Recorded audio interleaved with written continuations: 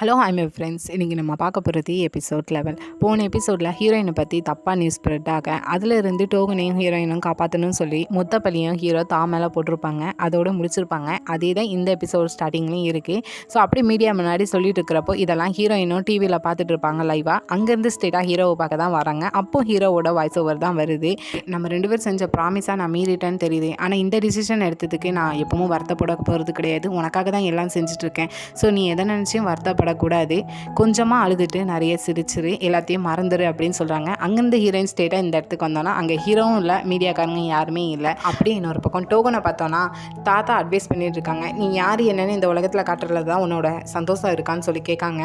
So டோகன் ஒரு game சொல்லிட்டு தாத்தாக்கும் தெரிஞ்சிருக்கு. இது டோகனுக்குமே ஆச்சரியமாக இருக்குது. ஏன்னா டோகன் நியூயார்க்கில் இருப்போ சீக்கிரட்டாக யாரோ ஃபோட்டோ எடுத்திருப்பாங்க.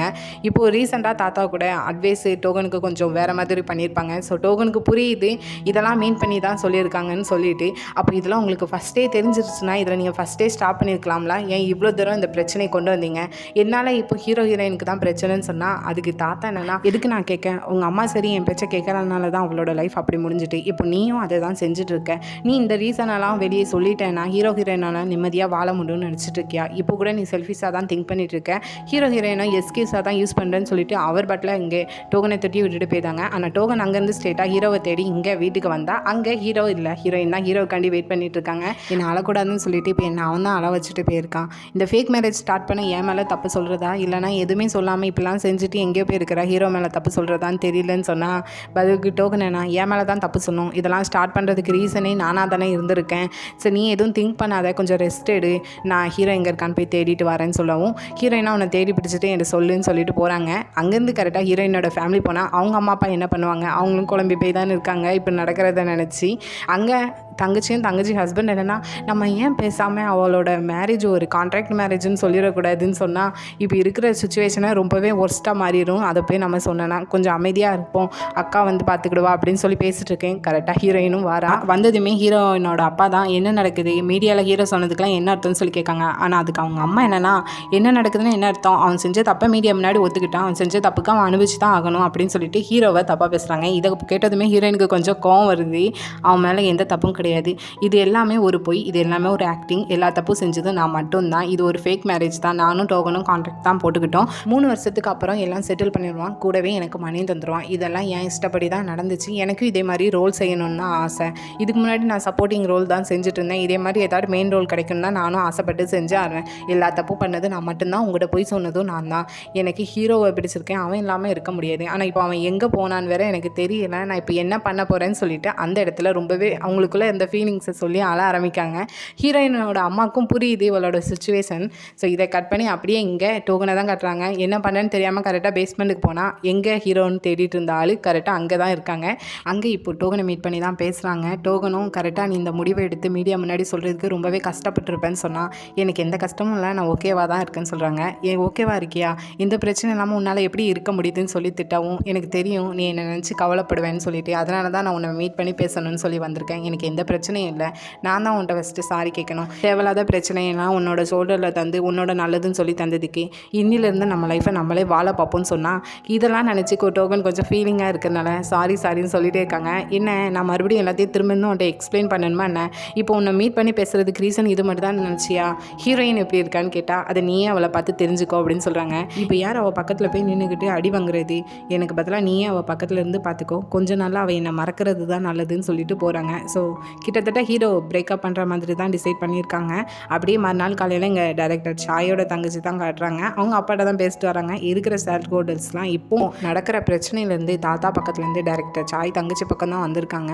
ஸோ கிட்டத்தட்ட இவங்களுக்கு சாதகமாக தான் எல்லாமே போயிட்டுருக்கு. இதை தான் அவங்க அப்பா ஃபோனில் பெருமையாக சொல்லிட்டு இருக்காங்க. அதை பேசி முடிச்சுட்டு அப்படியே கையில் ஒரு பென்ட்ரைவ் இருக்குது, அதை கம்ப்யூட்டரில் போட்டு பார்க்க அவங்க அம்மா ஆக்சிடென்ட் ஆனப்போ கிடைச்சா அந்த சிசிடிவி ஃபுட்டேஜ் தான் இப்போ இவளுக்கு கிடைச்சிருக்கு. ஆனால் அதில் என்ன பார்த்தான்னு தெரியல, கொஞ்சம் ஷாக்கிங்காக பார்க்கலாம். என்னென்னு காட்டாமல் அதை அப்படியே கட் பண்ணி இங்கே ஃப்ரெண்டோட கஃபே தான் கட்டுறாங்க. லீடரை பிடிச்சி வச்சு விசாரணை பண்ணிட்டு இருக்காங்க. ஹீரோ எங்கே போனால் ஹீரோ ஹாலே காணலன்னு சொல்லிட்டு. ஆனால் லீடர் என்ன சொல்லுவார், தெரிஞ்சால் சொல்லுவார், எனக்கும் தெரியாது, நானும் தேடி தான் பார்த்துட்ருக்கேன், இப்போ ஏன் நீ என்னை பயமுத்துற மாதிரி செஞ்சுட்ருக்க, நான் ஒன்றுள் பாதி அல்லவான்னு அவர் டைலாக் பேச, இதுதான் எனக்கு இப்போ முக்கியம், ஆனால் அவள் என்னோட ஃப்ரெண்டு அப்படின்னு சொல்லிட்டு இருக்கா. இன்னொரு ஃப்ரெண்டு என்னென்னா, நீங்கள் ஒழுங்காக ஹீரோ எங்கே இருக்கான்னு கண்டுபிடிச்சி வந்து சொல்லுங்கள், ஹீரோயினோட சுச்சுவேஷன் இப்போ எப்படி இருக்குன்னு சொல்லி திட்டிட்டு அங்கேருந்து கிளம்புறாங்க. அப்படியே இங்கே ஹீரோ அப்படி எங்கே தான் போனார்னு பார்த்தோன்னா ஹீரோவும் ஹீரோயினும் டேட்டிங் போன அந்த பிளேஸுக்கு தான் இப்போ ஹீரோ தனியாக இருக்காங்க. அங்கே ஃபுல்லாக ஹீரோயினோட நினப்பு மட்டும்தான் இருக்குது. கூட போய் ஃபோன் எடுத்து பார்த்தா அங்கே ஹீரோயின் நிறைய மெசேஜ் பண்ணியிருக்காங்க கொஞ்ச நாளாகவே. ஆனால் ஹீரோ அதுக்கு எதுவுமே ரிப்ளை பண்ணாமல் இருக்காங்க.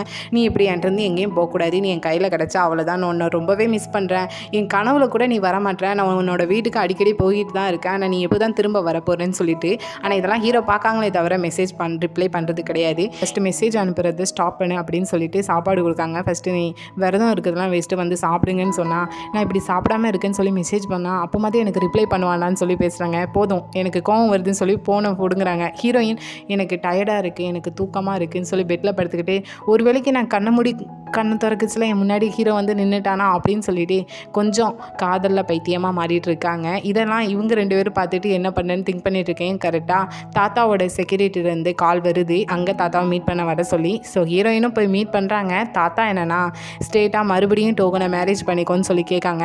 ஹீரோயினுக்கு என்ன சொல்லணுன்னே தெரியல, ஏன் மறுபடியும் இதை ஆரம்பிக்காங்கன்னு தான் ஃபீல் ஆகுது.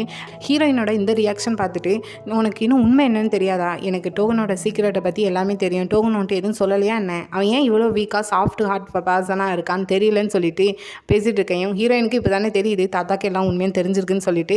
ஸோ உடனே என்னென்னா நீங்கள் எதுக்கு அப்போ இதெல்லாம் தெரிஞ்சும் ஹீரோவை அந்த மீடியா முன்னாடி போய் சொல்ல விட்டீங்க, உங்களுக்கு உண்மை என்னன்னு தெரியும், எனக்கும் ஹீரோவை பிடிச்சிருக்குதான், ஸோ அவன் எல்லா பழியும் அவன் மேலே போட்டுக்கிட்டான், லாஸ்ட் வரைக்கும் அண்ணனோட ஒய்ஃபை லவ் பண்ணுன்னு சொல்லிட்டு பெரிய ஒரு லேபிள் அவன் மேலே இருந்துட்டு தான் இருக்குன்னு சொல்லிட்டு தாத்தாவை கொஞ்சம் கோவமாக பேசினா.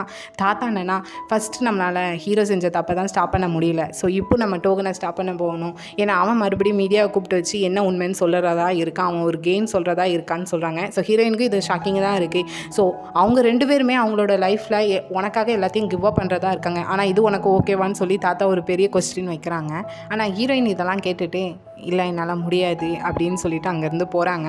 போனவங்க என்ன நினச்சாங்க தெரியல, அகெயின் ரிட்டர்ன் வந்துட்டு அது எப்படி எல்லாம் அவங்களுக்காக தான் நீங்கள் செய்கிறேன்னு சொல்லிட்டு இருக்கீங்க, ஆனால் அவங்க இது வரைக்கும் உங்களை பற்றி எதுவுமே சொன்னது கிடையாது, ஆனால் நீங்கள் உங்கள் பேர பசங்களை பார்த்துக்கிட்டு முட்டாள் வீக்கானவன் அவன் அப்படி இப்படின்னு சொல்லிட்டு இருக்கீங்க, எந்த தாத்தாவும் அவங்க பேர பசங்களை இப்படி சொன்னது கிடையாது, எப்பவும் பாசமாக தான் பேசிகிட்டு இருப்பாங்க, அவங்க தப்பான வழியில் போனால் இதான் சரியான வழின்னு காட்டணும், இதுதான் நீங்கள் செய்ய வேண்டியது அப்படின்னு சொல்லிட்டு அவங்க 2 பேருக்கு கொஞ்சம் சப்போர்ட்டாக பேசிட்டு போகிறாங்க. அப்படியே போயிட்டு கொஞ்சம் ஃபீலிங்காக நடந்து வந்துட்டு இருக்கப்போ கரெக்டாக ஒரு பெரிய ஸ்க்ரீனில் டோகனோட ப்ரெஸ் மீட்டிங் தான் ஆல்ரெடி போயிட்டுருக்கு. என்னென்னா இதுக்கு முன்னாடி ஹீரோ சொன்னது எல்லாமே போய் எனக்காக தான் அவன் எல்லா பொய்யும் சொல்லியிருக்கான், ஆக்சுவலாக நான் ஒரு கேம் சொல்லிவிட்டு எல்லா உண்மையும் சொல்லியிருக்காங்க, சேம் டைமில் நானும் ஹீரோயினும் பண்ண இருந்த மேரேஜ் கூட ஃபேக் தான் சொல்லிட்டாங்க.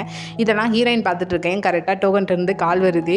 ஸோ தெரியும் இதை கேட்டதுமே ரொம்ப ஷாக்கிங்காக இருப்பேன்னு சொல்லிட்டு அட்வான்ஸாக இதை சொல்லியிருந்தா என்னை ஸ்டாப் பண்ணதுக்கு எல்லாம் ட்ரை பண்ணியிருப்பேன், ஆனால் எதுவுமே சேஞ்ச் ஆகியிருக்காது, இருக்கிற பிரச்சனையிலேருந்து தப்பிச்சு விடாமல் இதுதான் நான் சொல்லி வாழணும்னு ஆசைப்பட்றேன், அதை தான் நானும் செஞ்சுருக்கேன், அதுலேயும் நம்ம மேரேஜ் ஃபேக்குன்னு வேறு நான் சொல்லி முடிச்சிட்டேன், ஸோ ரூலை நான் தான் மீறி இருக்கேன், ஆனாலும் அதில் ஒரு பாயிண்ட் இருக்குது, ரூல்ஸை மீறினாலும் சரி என்ன நடந்தாலும் ஃப்ரெண்ட்ஷிப் தான் முன்னாடி வரணும், ஸோ ஸ்டில் நீ நானும் இன்னும் ஃப்ரெண்டாக தான் இருக்கோம், ஸோ இப்போ நான் போக வேண்டிய டைம் வந்துட்டு அப்படின்னு சொல்லிட்டு அங்கே ஹீரோயினுக்கு பாய் பாய் சொல்லிட்டு அகெயின் யூஎஸ் போயாச்சு. இங்கே டோகன் அப்படியே இன்னொரு பக்கம் டைரக்டரோட சாய் தங்கச்சியும் இங்கே ரிப்போர்ட்டர் காங்கேயும் தான் காட்டுறாங்க. அவரும் வந்ததுமே சிசிடிவி ஃபுட்டேஜ் எதுவும் கிடச்சிதான்னு சொல்லி தான் கேட்காங்க.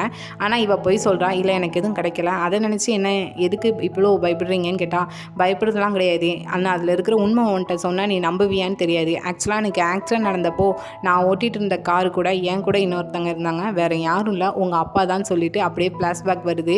ஹீரோவை வச்சு தான் அவங்க 2 பேரும் எங்கே இருக்காங்கன்னு தெரிஞ்சுட்டு அவங்க 2 பேரும் பிடிக்க ட்ரை பண்ணியிருக்காங்க. அவங்களோட ஃபஸ்ட் ஹஸ்பண்டும் இந்த ரிப்போர்ட்டர் காங்கும். ஸோ அப்படி இவங்க 2 பேர்கிட்ட இருந்து தப்பிச்சு ஓடுறப்போ தான் காரில் ட்ராவல் ஆகிருக்காங்க. அப்போ போல் நல்லாவே மழை பெஞ்சிருக்கு. ஆனால் ரிப்போர்ட்டர் காங் கூட இருந்த டைரக்டர் சாயோட அப்பா என்னன்னா கொஞ்சம் பைத்தியம் மாதிரியே பிஹேவ் பண்ணியிருக்காங்க. அந்த டைம் தாத்தாவும் ஃபோன் அடித்து சொல்லியிருக்காங்க நீங்கள் அவளை ஃபாலோ பண்ண வேண்டாம், அவளை நான் கூப்பிட்றேன் அப்படின்னு சொல்லிட்டு. ஆனால் இதெல்லாம் இங்கே டைரக்டர் சாயோட அப்பா கேட்குற மாதிரியே இல்லை. அதுக்கப்புறம் தான் ரொம்ப ஃபாஸ்ட்டாக காரை ட்ரைவ் பண்ண சொல்லி ரிப்போர்ட்டர் காங்கிட்டு சொல்லியிருக்காரு. ஆனால் ரிப்போர்ட்டரும் அப்போ சொல்லியிருக்காரு இல்லை கூட ஒரு சின்ன பையன் இருக்கான் அப்படின்னு சொல்லிட்டு எது நடந்தாலும் சரி அவங்கள நம்ம பிடிச்சாகணும், காரை ஃபாஸ்ட்டாக ஓட்டுன்னு சொல்லிட்டு கொஞ்சம் சைக்கோ மாதிரியே ரியாக்ட் பண்ணியிருக்காங்க.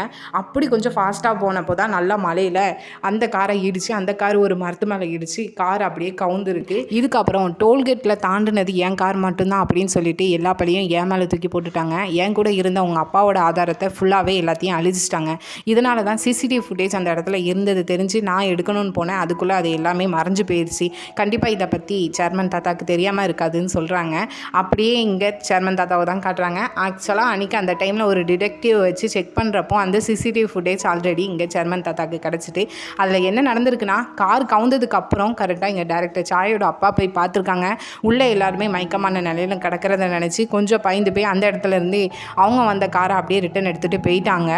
இதெல்லாம் தாத்தா சிசிடிவி ஃபுட்டேஜ் மூலம் தெரிஞ்சதுமே ஃபஸ்ட்டு ரொம்ப கோவப்படுறாங்க. அப்படியே அதில் அவங்க ஃபேமிலி ஃபோட்டோ இருக்குது. அதில் டேரக்டர் சாயும் அவங்களோட தங்கச்சியும் சின்ன வயசில் எடுத்த ஃபோட்டோஸ் தான். அதை பார்த்ததுமே கொஞ்சம் தாத்தா பொறுமையாகிற மாதிரி இருக்குது. இப்போ ரிப்போர்ட் இருக்காங்க தன்னோட பொண்ணோட சாவுக்கு மர்மம் தான் காரணம் தெரிஞ்சும் இதை ஏன் அமைதியாக தாத்தா விட்டார்னு எனக்கு தெரியலன்னு சொல்லிட்டு இருக்காங்க. மேபி தாத்தா இதெல்லாம் அமைதியாக அப்படியே விட்டதுக்கு காரணம் டேரக்டர் சாயும் அவங்களோட தங்கச்சிக்காகவும் நினைக்கிறேன். அப்படியே இதை கட் பண்ணி இங்கே ஹீரோயினை தான் காட்டுறாங்க. டோகனும் ஹீரோவும் மாற்றி மாற்றி இப்படி மீடியா முன்னாடி தாமேல தான் பழி இருக்கிற மாதிரி பேசுனதை தான் திங்க் பண்ணுறாங்க. நம்மளால தான் இதெல்லாம் நடந்துட்டுருக்கோன்னு சொல்லிட்டு அப்படியே இங்கே சேவானை தனியாக மீட் பண்ணி பேசுகிறாங்க. சேவான் வந்ததுமே சாரி கேட்கா, எனக்கு ஏதோ தப்பாக நடக்குதுன்னு தெரியும், ஆனால் இதெல்லாம் ஒரு ஃபேக் மேரேஜுன்னு நான் எக்ஸ்பெக்டே பண்ணலை, இது தெரியாமல் நான் உன்ட்ட தப்பாக பேசிட்டேன்னு சொன்னதுக்கு இல்லை பரவாயில்ல, நான் இங்கே உங்களை மீட் பண்ணதுக்கு ரீசன் நான் ஹீரோவை மீட் பண்ணணுன்னு சொல்கிறாங்க. அப்படி மீட் பண்ணி என்ன பண்ண போகிறேன்னு கேட்டால் அவனை நான் போக விட போகிறேன். எங்கள் ரிலேஷன்ஷிப் ஃபஸ்ட்டு ஸ்டார்டிங்கில் 2 பேருமே எண்டிங் வரைக்கும் ஒன்றா இருக்கணும்னு தான் டிசைட் பண்ணோம், ஆனால் நாங்கள் போதுமான எண்டிங் வந்துட்டோம்னு நினைக்கிறேன் அப்படின்னு சொல்லவும், அப்படி இந்த எண்டிங்கில் என்ன பார்த்தேன்னு கேட்டால் எதுவுமே பார்க்கல, எல்லாமே இருட்டாக இருக்குது, இதுதான் எங்கள் எண்டிங். ஸோ ஹீரோ எங்கே இருக்கான்னு கேட்கவும் எனக்குமே தெரியாது, நான் தனியாக சேடாக இருக்கிறப்போ என்ன தனியாக ஒரு இடத்துக்கு கூட்டு போவான், ஆனால் அவன் அப்படி இருக்கிறப்போ அவன் எங்கேயும் போன மாதிரி எனக்கு தெரியலன்னு சொல்கிறாங்க. இது தெரிஞ்சவங்க வேறு யாராட்டும் இருக்காங்களான்னு கேட்டால் இருக்காங்க, அது நீ தான் கண்டிப்பாக உன் கூட இருக்கிறப்போ தான் ஃபீல் குட்டாக இருப்பான், ஸோ கண்டிப்பாக உனக்கு தெரிஞ்சிருக்க வாய்ப்பு இருக்குதுன்னு சொல்கிறாங்க. ஹீரோயினும் எந்த இடம் திங்க் பண்ணுறாங்க, அப்படி இங்கே ஹீரோவை தான் கட்டுறாங்க. வேறு எந்த இடமும் இல்லை, 2 பேரும் டேட்டிங் பண்ண இடம் தானே. அதில் ஹீரோ தனியாக நடந்து வந்துட்டு இருக்கிறப்போ ஆப்போசிட்டில் ஹீரோவும் ஹீரோயினும் ஃபஸ்ட் டைம் அந்த இடத்துல நடந்து வந்துட்டு இருக்கிறப்போ பேசுனது தான் இப்போ ஹீரோவுக்கு ஒரு இமேஜினேஷனாக கண்ணு முன்னாடி தோணுது. அதுலேயும் ஹீரோயின் பேசிட்டு தனியாக நடந்து போகிறாங்க. இப்போவும் இருக்கிற ஹீரோவை பார்த்துட்டு கையை நிட்டுறாங்க, கையை பிடின்னு சொல்லிட்டு. ஆனால் ஹீரோ இல்லை முடியாது, கண்டிப்பாக உன் கையை பிடிச்சா நீ மறைஞ்சு போயிடுவேன், நீ ஜஸ்ட் ஒரு இமேஜினேஷன் தான், இந்நேரத்துக்கு நீ என்னை பார்த்துருந்தனா வைலண்டாக கோவமாக திட்டுவேன், அது மட்டும் இல்லை என்னை பார்த்ததுமே அப்படின்னு சொல்ல வரையும் சீகான் உனக்கு என் கையால் தான் சாவு அப்படின்னு சொல்கிற மாதிரி ஒரு குரல் கேட்குது. இதே மாதிரி தான் பேசியிருப்பேன்னு சொல்லிட்டு ஹீரோ திரும்பினா உண்மையாகவே ஹீரோ இருக்கிற இடத்த ஹீரோயின் கிஸ் பண்ணி இந்த இடத்துக்கு வந்துட்டாங்க. அப்படியே 2 பேர் தனியாக பேசிகிட்டு இருக்காங்க. ஹீரோயின் நீ எவ்வளோ பேடாக இருக்க அப்படின்னு சொல்லி கேட்டால் ஏன் நல்லா இருக்கேன்னு கேட்க தோணலையான்னு கேட்டால் கண்டிப்பாக நீ நல்லா இருக்க மாட்டேன் அப்படின்னு சொல்கிறாங்க. அப்படி என்ன தான் டெய்லியும் பண்ணுறேன்னு கேட்டால் எந்திப்பேன் நடந்து போவேன் மறுபடியும் தூங்குவேன், எந்திப்பேன் நடந்து போவேன் மறுபடியும் தூங்குவேன், இதுதான் கண்டினியூவாக பண்ணுறேன், நீ எப்படி இருக்குன்னு கேட்டால் நான் சுத்தமாகவே நல்லா இல்லைன்னு சொல்கிறாங்க. அது மட்டும் இல்லை, ஆக்சுவலாக நான் இங்கே வந்ததுக்கு ரீசன் என்னன்னா அப்படின்னு சொல்ல வராங்க. அதுக்குள்ளே ஹீரோ சாப்பிட்டுட்டு பேசுவோம் அப்படின்னு சொல்கிறாங்க. ஸோ மேபி ஹீரோயின் என்ன சொல்ல வராங்கன்னு சொல்லிட்டு ஹீரோக்கு புரிஞ்சுட்டு போல அப்படியே 2 பேரும் சாப்பிட தான் உட்காந்துருக்காங்க. ஆனால் ஹீரோ மட்டும் தான் சாப்பிட்ட மாதிரி இருக்குது, ஹீரோயின் சாப்பிட்ட மாதிரி தெரியல. அதுலேயும் 1-2 பீஸ் எடுத்து ஹீரோயினுக்கு வைக்காங்க, ஆனால் ஹீரோயின் சாப்பிட்ட மாதிரி இல்லை. ஹீரோ சாப்பிட்டு முடிச்சுட்டு கொஞ்சம் நடந்து போவோமா, நம்ம ஃபயர் ஒர்க்ஸ் பண்ணுவோம், லாஸ்ட் டைம் நம்ம பண்ணலல அப்படின்னு சொல்லிட்டு 2 பேரும் பட்டாசு வாங்கிட்டு ஒரு கடற்கரை பக்கத்துலேருந்து தான் மத்தாப்பு போட்டு கொளுத்திட்டு இருக்காங்க. ஸோ லாஸ்ட்டு ஒன்றா இருக்கிற அதையும் கொளுத்தி முடிச்சுட்டாங்க. ஹீரோ அப்பவும் லாஸ்ட்டு முடிஞ்சிட்டுன்னு சொல்லவும் இப்போ ஹீரோயின் பேச ஆரம்பிக்காங்க. பிரேக்கப்புக்கு அப்புறம் ரிவெஞ்ச் எடுக்கிறதுனா ஹாப்பியாக வாழ்ந்து காட்டுறது தான், ஆனால் நான் ரொம்பவே அழுதுட்டு ரொம்பவே கஷ்டப்படணும்னு நினச்சேன். ஏன்னா நீ என்னை பார்த்துட்டு கொஞ்சமாக அழுதுட்டு நிறைய சிரிச்சதுன்னு சொன்னதுனால, ஆனால் இப்போ நான் அதை விடலான்னு முடிவு பண்ணிட்டேன். இனி நம்ம 2 பேரும் ஒன்றா சேர்றது சரியாக இருக்காது. ஏன்னா டோகன் அந்த மீடியா முன்னாடி பேசினதை நீ கண்டிப்பாக பார்த்துருப்பேன்னு நினைக்கிறேன். ஸோ அதெல்லாம் செஞ்சது நம்மளால தான். ஸோ அப்படி இருக்கிறப்போ நம்ம 2 பேரும் ஒன்று சேர்ந்தால் அது எதுவுமே சரியாக வராது அப்படின்னு சொல்லவும் ஹீரோ வந்து ஆல்ரெடி டிசைட் பண்ணிட்டாங்க பிரேக்கப்புங்கிறதே கொஞ்சம் கஷ்டத்தோட இனி நம்ம லைஃப்பை ஹாப்பியாக வாழ்வோம்னு சொல்கிறாங்க. ஹீரோவும் எனக்கு ஒன்று ரொம்பவே பிடிக்குன்னு சொல்லிட்டு 2 பேரும் ஹேண்ட் ஷேக் பண்ணாங்க. ஹீரோ பாய் ஆஜங்னு சொல்லிட்டு அந்த இடத்துல இருந்து 2 பேருமே பிரேக்கப் பண்ணிவிட்டு பிரிஞ்சு போகிறாங்க. ஸோ அப்படியே 1 இயர் கழிச்சு தான் கட்டுறாங்க. கண்டிப்பாக காலம் இதுக்கெல்லாம் பதில் சொல்லுங்கிற மாதிரி அதே மலை அதே அவங்க அம்மாவோட நினைவு நாள் தான். ஸோ ஹீரோ அங்கே தான் வந்திருக்காங்க. அதுக்கு முன்னாடி ஆல்ரெடி தாத்தா இருக்காங்க. ஆனால் இப்போ தாத்தா ஓரளவுக்கு ஹீரோ கூட மிங்கிள் ஆகிற மாதிரி தான் இருக்குது. எதுக்கு இது இன்னைக்கு டோகன் வரல, இந்த மாதிரி நாளைக்கு டோகன் வரக்கூடாதா என்ன அப்படின்னு சொன்னால் அவன் இங்கே வந்து உங்களை எப்படி ஃபேஸ் பண்ணுவான் அதை நினச்சி தான் அவன் வராமல் இருக்கான். நீங்கள் என் மேலே கோவப்படுறதை கூட விட்டுருங்க, அவங்ககிட்ட இவ்வளோ கோவமாக நடந்துக்கிடாதீங்க அப்படின்னு சொல்கிறாங்க. ஓ மேலே நான் கோவப்படுறேன்னா நீ என்ன தப்பு பண்ண நான் ஓ மேலே கோவப்படுறதுக்கு, அதுதான் எங்கே எது தப்பாக போச்சுன்னு தெரில. அன்றைக்கி அந்த ஆக்சிடென்ட் மட்டும் என்னால் நடக்காமல் இருந்துருந்துச்சுன்னா இன்னத்துக்கு நானும் சரி டோகனும் சரி எல்லாமே கரெக்டாக இருக்கும், நீங்களும் என் மேலே கோவத்தில் இருந்திருக்க மாட்டீங்க, என்கிட்ட பேசாமல் இருந்திருக்க மாட்டீங்கன்னு சொல்கிறான். இவனை ஓ மேலே கோவப்படுறதுக்கும் பேசாமல் இருக்கிறதுக்கும் நீ தப்பு பண்ணலைன்னு நான் சொல்லிட்டேன், அன்றைக்கி ஆக்சிடென்ட் உன்னாலேயும் நடக்கலை, தப்புலாம் என் மேலே தான் அப்படின்னு சொல்லிட்டு அகெயின் ஃப்ளாஷ்பேக்கை தான் காட்டுறாங்க.